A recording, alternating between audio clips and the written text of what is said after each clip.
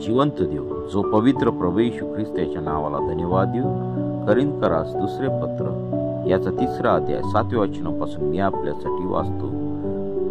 जिचा लेख दगडावर कोरलेला असून जिचे पर्यवसन मृत्यूत होत असे, ती सेवा एवढी तेजस्वी होती की मोशेच्या तोंडाचे तेज नाहीसे होत चालले असूनही इस्रायल लोकांना जर त्याच्या तोंडाकडे टक लावून पाहावेना तर आध्यात्मिक सेवा विशेष करून तेजस्वी होणार नाही काय? कारण ज्या सेवेचा परिणाम दंडाज्ञा ती जर तेजोमय होती, तर जिचा परिणाम नीतिमत्व ती किती विशेष करून अधिक तेजोमय असणार. इतकेच नव्हे तर जे तेजस्वी होते ते ह्या तुलनेत अपरंपार तिच्या पुढे तुलनेने हिंतेज ठरले. नष्ट होत चाललेले जर ते तेजयुक्त आहे, तर जे शाश्वत ते कितीतरी अधिक तेजस्वी असणार. वाचलेले वचन देवापाशी